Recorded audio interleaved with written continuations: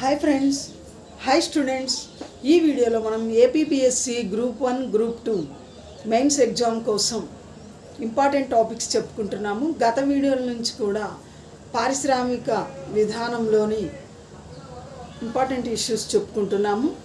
Industrial policies, industrial failures, government policies గురించి గత వీడియోల నుంచి కూడా తెలుసుకుంటున్నాము. ఈ వీడియోలో మనము ప్రాథమిక సౌకర్యాల కల్పన మరియు అభివృద్ధికి చర్యలు, ప్రాథమిక సౌకర్యాలు, primary facilities and development creativities గురించి ఈ వీడియోలో తెలుసుకుంటున్నాం. వీడియోలోకి వెళ్ళబోయే ముందు చిన్న రిక్వెస్ట్, దయచేసి నా ఛానల్ సబ్స్క్రైబ్ చేయండి, మీ ఫ్రెండ్స్కి షేర్ చేయండి, లైక్ చేయండి. నా ఛానల్ సక్సెస్కి మీ సహకారం ఎల్లప్పుడూ ఉండాలని నేను కోరుతున్నాను. Thank you very much.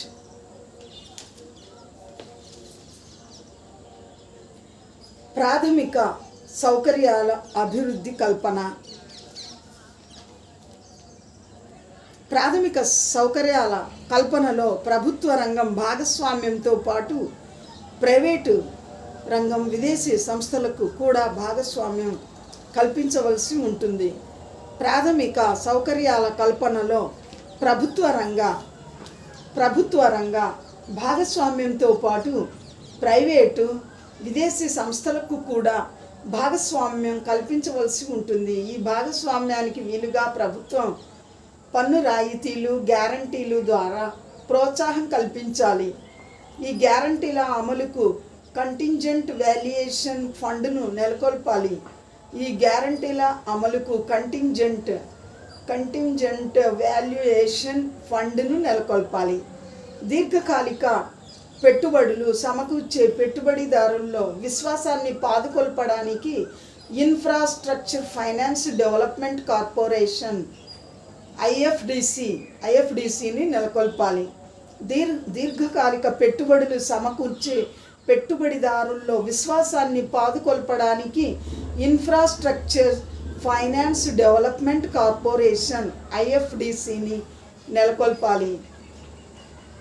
Bond, insurance, financial గ్యారంటీలు, ఈక్విటీలు, కొన్ని ప్రాజెక్టులకు నేరుగా పెట్టుబడుల కల్పన వంటి బాధ్యతలను ఈ కార్పొరేషన్ చేపట్టవలసి ఉంటుంది.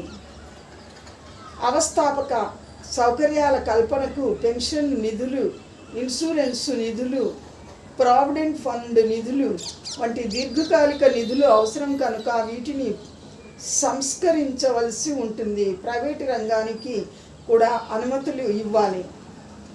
అవస్థాపక సౌకర్యాల కల్పనకు పెన్షన్ నిధులు, ఇన్సూరెన్స్ నిధులు, ప్రావిడెంట్ ఫండ్ నిధులు వంటి దీర్ఘకాలిక నిధులు అవసరం కనుక వీటిని సంస్కరించవలసి ఉంటుంది. ప్రైవేట్ రంగానికి కూడా అనుమతి ఇవ్వవలసి ఉంటుంది. పారదర్శకత కోసం సెబీ వంటి స్వతంత్ర పర్యవేక్షక యంత్రాంగాలను ప్రతి అవస్థాపక సౌకర్యాల కల్పనా రంగంలోనూ నెలకొల్పాలి. పారదర్శకత కోసం సెబీ వంటి స్వతంత్ర పర్యవేక్షక యంత్రాంగాలను ప్రతి అవస్థాపక సౌకర్యాల కల్పనా రంగంలోనూ నెలకొల్పాలి. అవస్థాపక సౌకర్యాల ప్రాజెక్టుల సత్వర అనుమతికి ఫారిన్ ఇన్వెస్ట్మెంట్ ప్రమోషన్ బోర్డు తరహాలో ప్రాథమిక సౌకర్యాల సమన్వయ కమిటీని నెలకొల్పాలి. అవస్థాపక సౌకర్యాల ప్రాజెక్టుల సత్వర అనుమతికి ఫారిన్ ఇన్వెస్ట్మెంట్ ప్రమోషన్ బోర్డు తరహాలో ప్రాథమిక సౌకర్యాల సమన్వయ కమిటీని నెలకొల్పాలి. అవస్థాపక సౌకర్యాల రంగం పెట్టుబడిదారులకు ఆకర్షణీయమైనదిగా కాదు. ఈ దృష్ట్యా పెట్టుబడిదారుల్లో విశ్వాసాన్ని పాదుకొల్పడానికి ప్రభుత్వం ప్రాజెక్టుల్లో తగినంత ఈక్విటీని సమకూర్చాలి. ఒక ప్రాజెక్టు లాభాల బాటలో పడ్డాక ప్రభుత్వం ఈ ప్రాజెక్టు నుంచి పెట్టుబడిని ఉపసంహరించుకొని కొత్త ప్రాజెక్టులకు పెట్టుబడులు మళ్లించవచ్చు. ఒక ప్రాజెక్టు లాభాల బాటలో పడ్డాక ప్రభుత్వం ఆ ప్రాజెక్టు నుంచి పెట్టుబడిని ఉపసంహరించుకొని కొత్త ప్రాజెక్టులకు పెట్టుబడులు మళ్లించవచ్చు. టౌన్షిప్లు నీటిపారుదల వ్యవస్థల ఏర్పాటుకు వీలుగా ప్రాథమిక సౌకర్యాల నిర్వచనాన్ని విస్తృతపరచాలి. తద్వారా పన్ను మినహాయింపులు పొందడానికి వీలవుతుంది. ప్రాథమిక సౌకర్యాల ప్రాజెక్టులను వాణిజ్యపరంగా మలిచేందుకు ఆర్థిక మంత్రిత్వ శాఖ 1994 అక్టోబర్ 13న ఒక నిపుణుల బృందాన్ని ఏర్పరిచింది. ప్రాథమిక సౌకర్యాల ప్రాజెక్టులను వాణిజ్యపరంగా మలిచేందుకు ఆర్థిక మంత్రిత్వ శాఖ 1994 అక్టోబర్ 13న ఒక నిపుణుల బృందాన్ని ఏర్పరిచింది. National council of applied economic research director general doctor Rakesh Mohan ఈ గ్రూప్కు సారథి. ఈ గ్రూపు 1996 జూన్ 22న తన నివేదికను సమర్పించింది. 1997 జనవరి 8న మంత్రిత్వ శాఖ ఈ నివేదికను విడుదల చేసింది. ప్రాథమిక సౌకర్యాల ప్రాజెక్టులను వాణిజ్యపరంగా మలిచేందుకు ఆర్థిక మంత్రిత్వ శాఖ 1994 అక్టోబర్ 13న ఒక నిపుణుల బృందాన్ని ఏర్పరిచింది. National council of applied economic research director general national council of applied economic research director general doctor Rakesh Mohan ఈ గ్రూప్కు సారథి.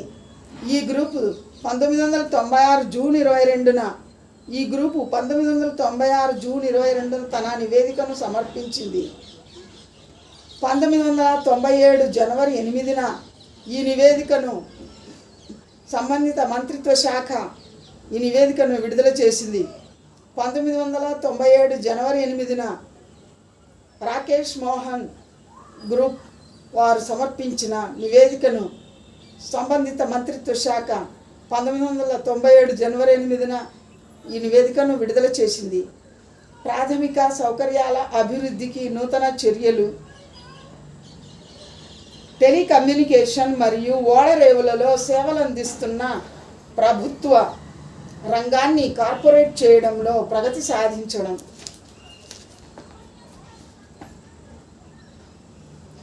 ప్రాథమిక సౌకర్యాల అభివృద్ధికి నూతన చర్యలు.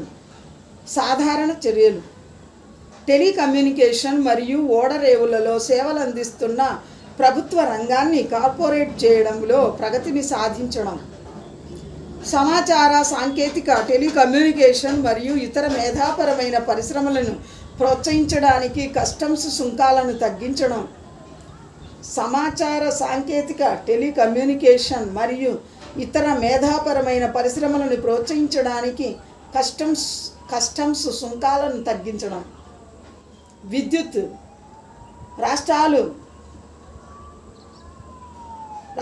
అమలు చేస్తున్న విద్యుత్ రంగ సంస్కరణలకు పునఃనిర్మాణం.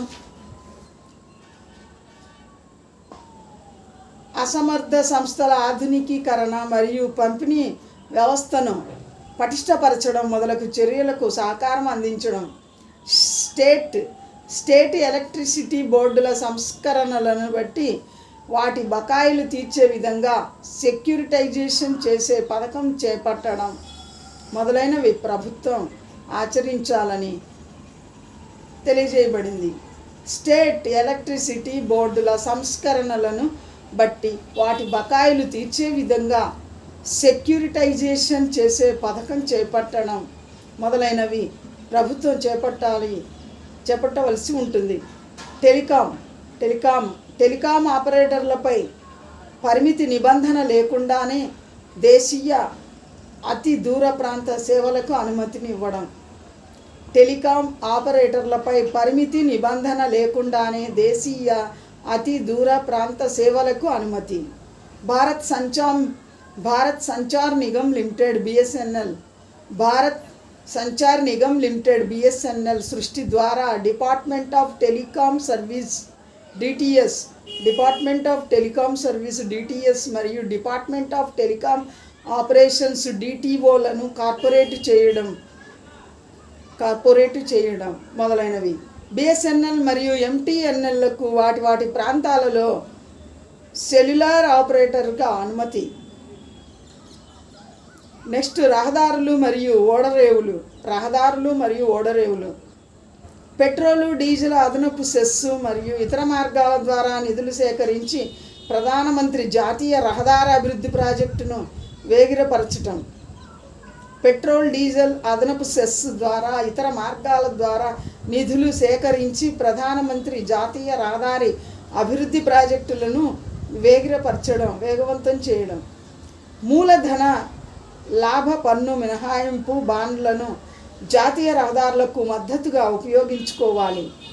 మూలధన లాభ పన్ను మినహాయింపు బాండ్లను జాతీయ రహదారులకు మద్దతుగా ఉపయోగించుకోవాలి. నెక్స్ట్ రైల్వే లైన్లను రక్షణాయుతంగా సౌకర్యవంతంగా పునర్నిర్మించడానికి ప్రణాళికాబద్ధమైన రైల్వే లైన్ల పునర్నిర్మాణ కార్యక్రమాలు, ప్రామాణికమైన ఉన్నత శక్తి రైల్వేల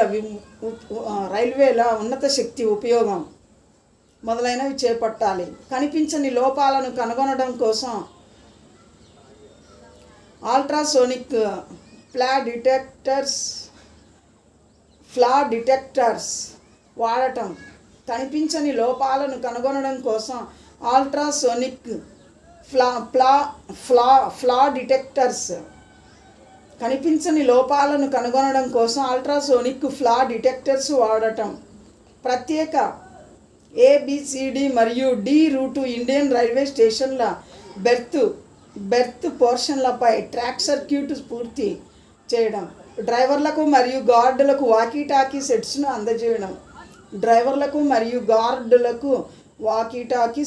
అందజేయడం. డ్రైవర్ల శిక్షణకై సిమ్యులేటర్స్ను నెలకొల్పడం. నెక్స్ట్ పౌర విమానయానం. ఎయిర్లైన్స్ మరియు ఎయిర్ ఇండియాలలో ప్రభుత్వ వాటా లేకుండా చేసే ప్రతిపాదన. ముంబై, ఢిల్లీ, చెన్నై మరియు కోల్కతా విమానాశ్రయాలను దీర్ఘకాలం ఆధారంగా లీజులకు ఇవ్వడం. బెంగళూరు, హైదరాబాద్, గోవాలలో ప్రైవేటు భాగస్వామ్యంతో నూతనంగా అంతర్జాతీయ విమానాశ్రయాలను నెలకొల్పడం. పట్టణ ప్రాథమిక సౌకర్యాలు సిటీ ప్రైమరీ ఫెసిలిటీస్. పట్టణ ప్రాథమిక సౌకర్యాలు సిటీస్ ప్రైమరీ ఫెసిలిటీస్. పట్టణ ప్రాథమిక సౌకర్యాలు. గృహ వసతి నిమిత్తం పన్ను ప్రయోజనాల పెంపు. గృహ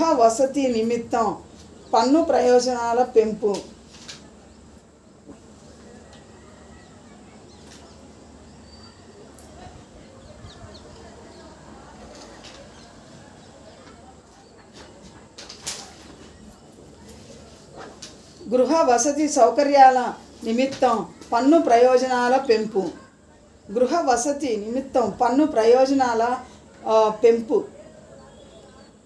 పట్టణ ప్రాథమిక సౌకర్యాల కోసం గృహ వసతి నిమిత్తం పన్ను ప్రయోజనాల పెంపు. పట్టణ ప్రాథమిక సౌకర్యాలకు పన్ను హాలిడే విస్తరింపు. Electricity regulatory commission bill 1998.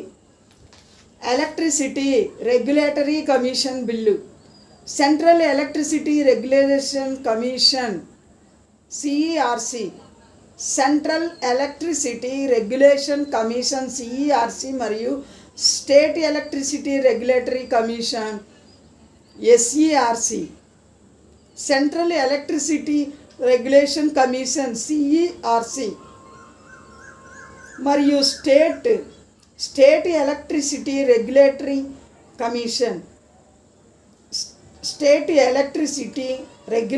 Commission SERCలను నెలకొల్పడానికి అవకాశం కల్పించే ఎలక్ట్రిసిటీ రెగ్యులేషన్ కమిషన్ బిల్లు 1998. 1998 జూన్లో పార్లమెంటు ఆమోదం పొందింది. అయితే విద్యుత్తు ఉమ్మడి జాబితాలోని అంశం కావడం వలన SERC state electricity regulation commission నెలకొల్పే విషయాన్ని రాష్ట్రాల ఇష్టానికి వదిలివేయడం జరిగింది. CERC ఒక స్వతంత్ర సంస్థ. Central electricity regulation commission CERC central electricity regulation commission ఒక స్వతంత్ర సంస్థ. ఇది వివిధ తరగతుల వినియోగదారుల టారిఫ్లను నిర్ణయించే ప్రాథమిక అధికార సంస్థ. విద్యుత్ ఉత్పత్తి మరియు పంపిణీకి అవుతున్న వ్యయంలో కనీసం 50% అన్ని తరగతుల వినియోగదారులు చెల్లించాల్సి ఉంటుంది. వ్యవసాయ రంగాన్ని మిగతా రంగాలతో సమానం చేయడానికి రాష్ట్ర ప్రభుత్వాలకు 3 సంవత్సరాల సమయం ఇవ్వడం జరిగింది. ఆ తర్వాత రాష్ట్ర ప్రభుత్వాలు వ్యవసాయదారులకు సబ్సిడీని ఇవ్వవచ్చు. దానికి ఎస్యుబిఎస్ పరిహారం భరించాల్సి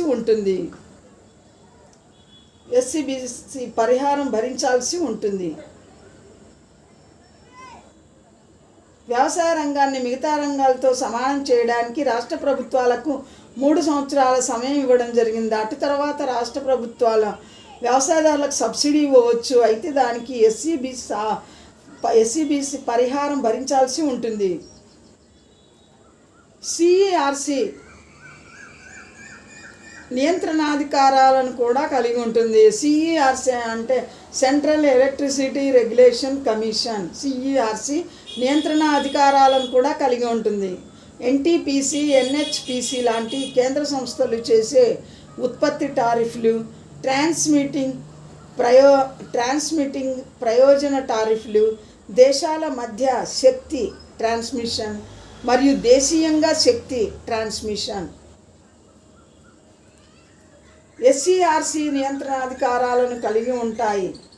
ఎస్సీఆర్సి క్రింది వాటాలపై నియంత్రణాధికారాలు కలిగి ఉంటాయి. ఎస్సీఆర్సి అంటే స్టేట్ ఎలక్ట్రిసిటీ రెగ్యులేషన్ కమిషన్.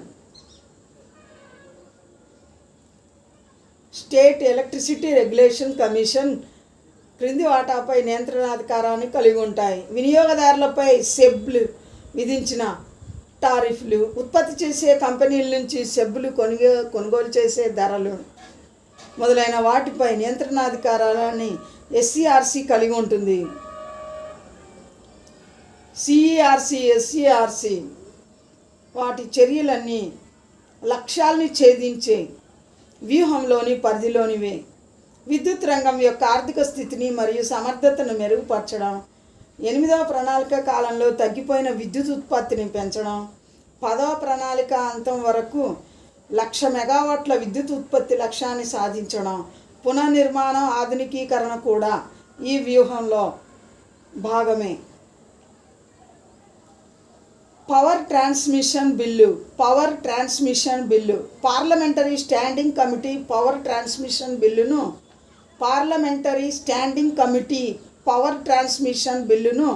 1998 ఫిబ్రవరి 1న ఆమోదించింది. Parliamentary standing committee power transmission బిల్లును 1998 ఫిబ్రవరి 1న ఆమోదించింది. దీని తర్వాత ఎనర్జీ ఎఫిషియన్సీ బిల్లు ఉంటుంది. ఇది విద్యుత్ ఉత్పత్తి నిల్వలకు సంబంధించి వ్యయాలలో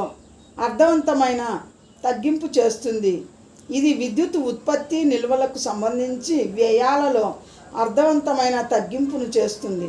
నూతన సాంకేతిక ఉత్పాదకాలను ఉపయోగించడం ద్వారా పెద్ద మొత్తంలో టర్నోవర్కు శ్రీకారం చుట్టబడుతుంది. మెగా విద్యుత్ ప్రాజెక్టులకు ప్రభుత్వం కొన్ని ప్రమాణాలను ప్రకటించింది. ఆయా వెంచర్లు కనీసం 1500 మెగావాట్లు థర్మల్ ప్రాజెక్టులకు, 400 మెగావాట్లు హైడల్ ప్రాజెక్టులకు ఉత్పత్తి సామర్థ్యం ఉండాలని ప్రభుత్వం పేర్కొంది.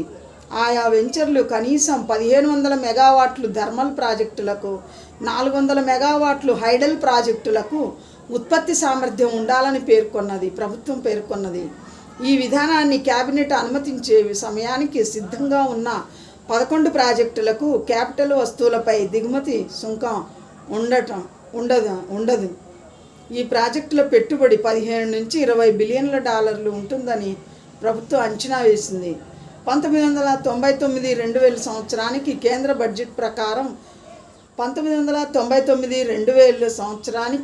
బడ్జెట్ ప్రకారం విద్యుత్ ఉత్పత్తి ప్రాజెక్టులకు దిగుమతిపై 5% కస్టమ్స్ సుంకము, 16% కౌంటర్ కౌంటర్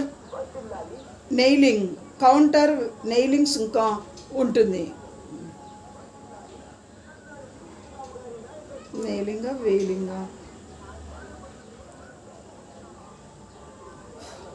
1999 నుంచి 2000 సంవత్సరం కేంద్ర బడ్జెట్ ప్రకారం విద్యుత్ ఉత్పత్తి ప్రాజెక్టులకు దిగుమతిపై 5% కస్టమ్స్ సుంకం, 16% కౌంటర్ వెయిలింగ్ సుంకం ఉంటాయి. గతంలో ఈ రంగంలోని ప్రాజెక్టులకు దిగుమతిపై కస్టమ్స్ 22% ఉండేది. గతంలో ఈ రంగంలోని ప్రాజెక్టులకు దిగుమతిపై కస్టమ్స్ సుంకం 22%గా ఉండేది. ఈ 1999-2000 కేంద్ర బడ్జెట్ ప్రకారం విద్యుత్ ఉత్పత్తి ప్రాజెక్టులకు దిగుమతిపై 5% కస్టమ్స్ సుంకం విధించడం జరిగింది. ఈ రంగంలోని ప్రాజెక్టులకు దిగుమతిపై కస్టమ్స్ సుంకం గతంలో 22%గా ఉండేది. సమర్థవంతమైన టారిఫ్లను పొందేందుకు గాను మెగా విద్యుత్ ప్రాజెక్టులకు కస్టమ్స్ సుంకాన్ని తగ్గించడం జరిగింది. సమర్థవంతమైన టారిఫ్లను పొందేందుకు గాను మెగా విద్యుత్ ప్రాజెక్టులకు కస్టమ్స్ సుంకాన్ని తగ్గించడం జరిగింది. అయితే BHEL లాంటి స్వదేశీయ పరికరాల తయారీదారులకు రక్షణ కల్పించేందుకు గాను NTPC లాంటి ప్రభుత్వ రంగాలు పాల్గొనే ప్రాజెక్టులపై 15% ప్రైస్ ప్రిఫరెన్స్ను ఇవ్వడం జరిగింది. గతంలో మెగా విద్యుత్ ప్రాజెక్టుల ద్వారా 20,000 మెగావాట్ల విద్యుత్తును ఉత్పత్తి చేయాలని గతంలో కేంద్రం భావించింది. ప్రతిపాదిత మెగా ప్రాజెక్టులలో కొన్ని గుజరాత్, కృష్ణపట్నం, ఆంధ్రప్రదేశ్,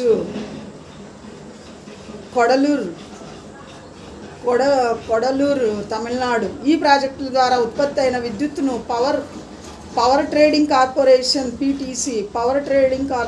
PTC కొనుగోలు చేస్తుంది.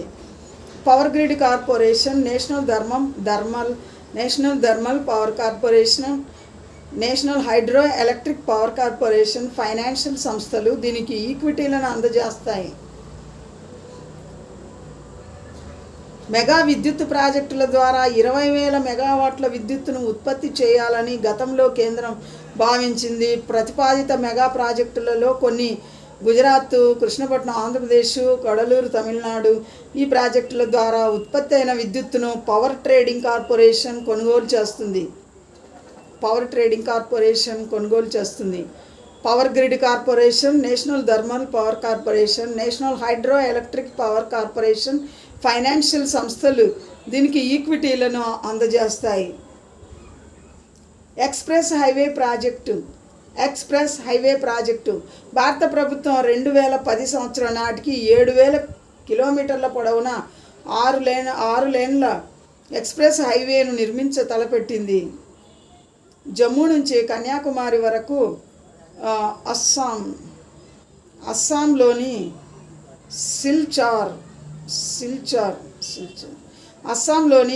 సిల్చార్ నుంచి గుజరాత్ నందలి సౌరాష్ట్రలోని పోర్బందర్ వరకు సాగే ఈ రహదారి నిర్మాణ వ్యయం 28,000 కోట్ల రూపాయలని అంచనా. ప్రభుత్వం 28,000 కోట్ల రూపాయలని అంచనా వేసింది. ఎక్స్ప్రెస్ హైవే ప్రాజెక్టు భారత ప్రభుత్వం 2010 సంవత్సరం నాటికి 7,000 కిలోమీటర్ల పొడవున 6 లేన్ల ఎక్స్ప్రెస్ హైవేను తలపెట్టింది. జమ్మూ నుంచి కన్యాకుమారి వరకు, అస్సాంలోని సిల్చార్ నుంచి గుజరాత్ వరకు, సౌరాష్ట్రలోని పోర్బందర్ వరకు సాగే ఈ రహదారి నిర్మాణంకి 28,000 కోట్ల రూపాయల వ్యయం అవుతుందని భారత ప్రభుత్వం అంచనా వేసింది. 1999 జనవరి 2న ఈ ప్రాజెక్టుకు బెంగళూరులో ప్రధాని వాజ్పేయి గారు శంకుస్థాపన చేశారు. 1999 జనవరి 2న ఈ ప్రాజెక్టుకు బెంగళూరులోని ఎక్స్ప్రెస్ హైవే ప్రాజెక్టుకు అప్పటి ప్రధాని వాజ్పేయి శంకుస్థాపన చేశారు. 1999 జనవరి 2న ఈ ఎక్స్ప్రెస్ హైవే ప్రాజెక్టుకు బెంగళూరులో అప్పటి ప్రధానమంత్రి వాజ్పేయి శంకుస్థాపన చేశారు. ఈ ప్రాజెక్టుకు national highway authority of India NHAI ప్రధాన ఏజెన్సీగా పనిచేస్తుంది. National express way authority of ఇండియాను నెలకొల్పుతారు.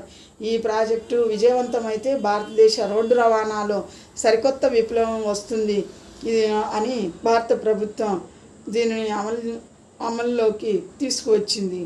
ఇది ఇతర అవస్థాపక సౌకర్యాల మెరుగుదలకు, రహదారుల వెంబడి స్వల్పస్థాయి వ్యాపారాల అభివృద్ధికి, లక్షల కొద్ది ఉద్యోగాల కల్పనకు అనూహ్యంగా ఉపయోగపడుతుందని భారత ప్రభుత్వం భావించింది. ఈ ప్రాజెక్టు నిర్మాణం వల్ల 10% ఆర్థికాభివృద్ధి సాధించవచ్చునని ప్రభుత్వం అంచనా వేసింది. ప్రధాన పట్టణాల మధ్య దగ్గరి దారులు సాధ్యమవుతాయి. దీంతో ప్రయాణ కాలం 30% వరకు ఆదా అవుతుంది. ప్రయోజనాలు అనూహ్యంగా నెరవేరుతాయి. ప్రభుత్వ అంచనా వేసిన ప్రయోజనాలు అనూహ్యంగా నెరవేరుతాయి. ప్రయాణాలు సజావుగా, ప్రమాదాలు లేకుండా, రద్దీ లేకుండా ఉండేందుకు ఈ ఎక్స్ప్రెస్ హైవేలలో నిర్మించడం చాలా లాభదాయకంగా ఉంటుందని ప్రభుత్వం భావించింది. ఎంపిక చేసిన 20 కేంద్రాలలో ఏకకాలంలో ఈ express project highway express project పనులు ప్రారంభించబడ్డాయి. అప్పటి ఆర్థిక కార్యదర్శి విజయ్ కేల్కర్, ప్రధాన కార్యాలయం కార్యదర్శి ఎన్ఎస్కే సింగ్, అవస్థాపక అభివృద్ధి ఫైనాన్స్ కార్పొరేషన్ చైర్మన్ దీపక్ పరేఖ్లతో కూడిన టాస్క్ ఫోర్స్ కమిటీ ఈ కేంద్రాలను ఎంపిక చేస్తుంది. రాష్ట్ర రాజధానులు, ప్రధాన వాణిజ్య కేంద్రాలు, 4 మెట్రో గోల్డెన్ క్వాడ్రాంగిల్ మొదలైన వాటితో కూడిన మొత్తం 40 కేంద్రాల జాబితాను తయారు చేయడం జరిగింది. దీంతో పాటు 5 అంతర్జాతీయ విమానాశ్రయాలను కూడా స్థాపించడానికి ప్రభుత్వం సిద్ధం చేసింది. దీనికి సంబంధించి బిడ్ డాక్యుమెంట్లను రూపొందించి అవసరమైన సంస్థాగత ఏర్పాట్లు చేయడం జరిగింది. 80% ప్రయాణికుల రవాణా, 60% వస్తువుల రవాణా ప్రస్తుతం రోడ్ల ద్వారానే జరుగుతోంది. 1951 నుంచి మోటారు వాహనాలు 100 రెట్లు పెరగడంతో రవాణా, రద్దీ, కాలుష్యం, ఇంధన వ్యర్థం, ప్రయాణంలో ఆలస్యం, ప్రమాదాలు పెరగడం లాంటి సమస్యలు ఉత్పన్నమవుతున్నాయి. అప్పటి నుంచి రోడ్డు నెట్వర్క్ పెరుగుదల 7% మాత్రమే ఉంది. అప్పటి నుంచి రోడ్డు నెట్వర్క్ పెరుగుదల 7% మాత్రమే ఉంది. 100% ఈక్విటీని, రహదారి సుంకం వసూళ్ల హక్కులను ప్రైవేటు సంస్థలకు ఇవ్వాలని ప్రభుత్వం భావించడం జరిగింది. రహదారుల పక్కన రియల్ ఎస్టేటు, కమర్షియల్ కాంప్లెక్స్ల నిర్మాణం, పెట్రోల్ బంకుల స్థాపన వంటివి కూడా ఉండటం చాలా ప్రయోజనకరంగా ఉంటుందని ప్రభుత్వం భావించింది. బడ్జెట్ కేటాయింపులతో పాటు పెట్రోలు, డీజిల్పై వేసే రహదారి అభివృద్ధి సెస్సుల ద్వారా కూడా వనరులు ప్రభుత్వానికి సమకూరుస్తారు. దీని ద్వారా ఏటా 3,000 కోట్ల రూపాయలు లభిస్తాయని ప్రభుత్వం అంచనా వేసింది. బాండ్లు జారీ చేసే ఆలోచన కూడా ప్రభుత్వం చేయడం జరిగింది. కేంద్ర ప్రభుత్వం ప్రపంచ బ్యాంకు, ఆసియా అభివృద్ధి బ్యాంకులకు కూడా ఆర్థిక సహాయానికై సంప్రదించడం జరిగింది. Unit trust of India (UTI) నిధుల సమీకరణకు విదేశాలను యూనిట్ ట్రస్ట్ ఆఫ్ ఇండియా నిధుల సమీకరణకు కూడా ప్రభుత్వం ప్రయత్నాలు చేసింది. ఈ విధంగా మౌలిక సదుపాయాలు, వాటి అభివృద్ధి కోసం ప్రభుత్వం చర్యలు చేపట్టింది. ఈనాడు రోడ్స్, నేషనల్ హైవేలు ఎంతో విస్తృత పరిధిని నెలకొల్పడం జరిగింది, విస్తృత స్థాయిలో నెలకొల్పడం జరిగింది. అలాగే విమానయాన రంగం, నౌకాయానం మొదలైన వాటిలో కూడా అభివృద్ధిని